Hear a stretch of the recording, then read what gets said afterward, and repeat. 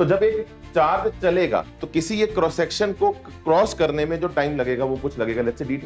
तो dq charge dt time में अगर क्रॉस करता है तो बच्चों हम एक सिंपल सा रूल बनाते हैं, dt टाइम में कितना चार्ज फ्लो हुआ, dt टाइम में कितना चार्ज फ्लो हुआ विनय सर, वो हुआ dq।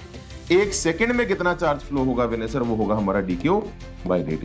And charge flowing per second बच्चों होता है हमारा current. dq by dt is basically defined as my current.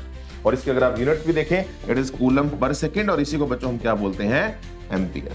अब ऐसे बेटा करंट को अगर एरिया से, देखो हमने करंट निकाल लिया, अब ये जो हमें करंट मिला, ये जो हमें करंट मिला, ये इस क्रॉस सेक्शन से मिला जिसका एरिया ए है। तो करंट पर यूनिट एरिया बेटा होती है हमारी करंट डेंसिटी, उसे हम करंट डेंसिटी बोलते हैं।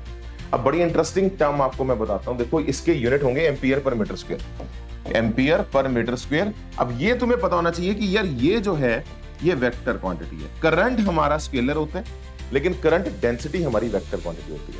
अब एक्चुअली बच्चों सीन ये है, ठीक है, ये क्यों ऐसा किया गया मैं आपको इसका रीजन बताता हूं। देखो करंट स्केलर, तो मान लो मेरे पास एक कंडक्टर है, इस कंडक्टर में करंट हॉरिजॉन्टल डायरेक्शन में जा रहा है, ठीक है।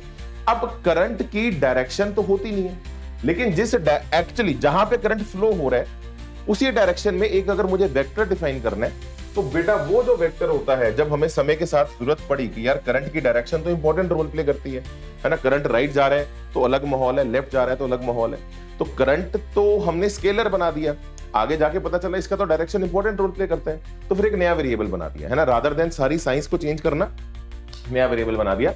तो करंट के फ्लो की डायरेक्शन में जो एक वेक्टर होता है बच्चों, उसे बेटा हम बोलते हैं j vector, that is basically called as my current density.